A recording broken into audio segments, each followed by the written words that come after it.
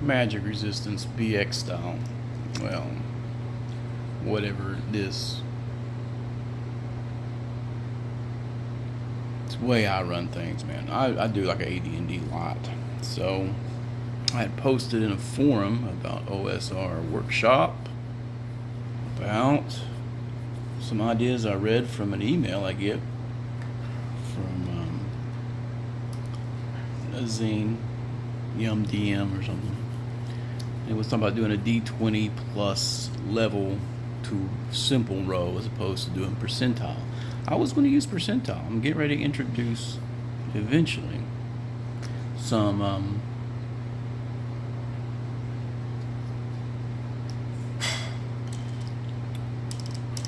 creatures, right? Some magic resistant extra planners. I like magic resistance. And this guy plays Mage Wizards a lot, so not getting my spell through was always aggravating. But I wanted a simple system, something like a D6 or something super drop, and it mentioned doing a simple D12 plus caster level to overcome target number 12 or something like that. I thought it was a little low. Then I thought, why just use a D20? That's flat.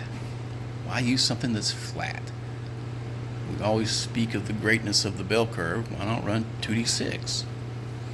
2d6, and then assign magic resistance as a number from like 12 to 20.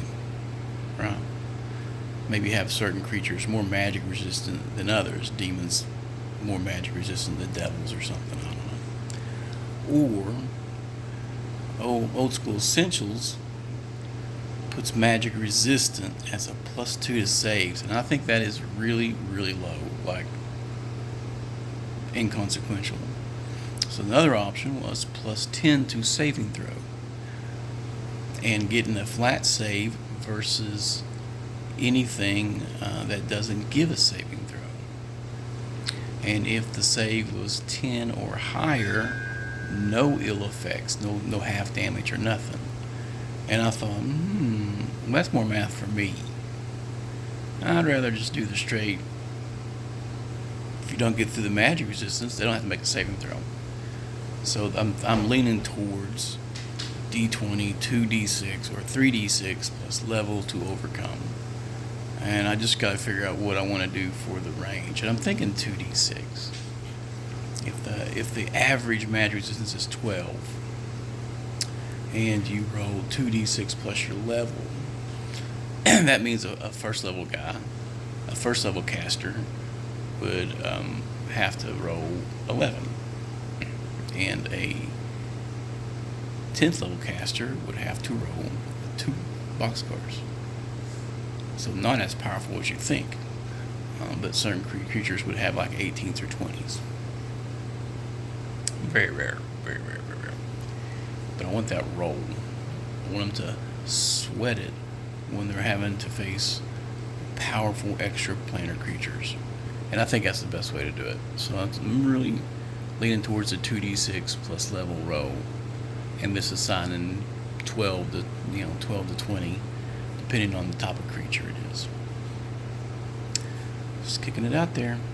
So how do you handle magic resistance in your BX games? Do you ignore it, or you just give them a couple the basic +2 to saves, or maybe +4 here and there?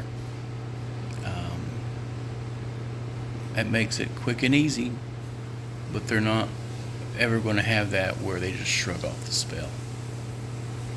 It's completely. And should that be a thing in a BX AD&D like kind of game, whereas, as I've heard it referred to, AD&D Chrome bolted onto BX. I call what I run vintage gaming, because I modify pretty much any system I get my hands on. And I'm currently running old school essentials, but a lot of my house rulings are AD&D light. And when in doubt, I'm just taking stuff straight from Dragon Slayer because it bolts onto a BX game easily, very easily. And if I wasn't already where I am at in my old school essentials game, I'd probably start running Dragon Slayers. But it's not where I'm at. So I know what I'm doing. We'll finish what I'm doing.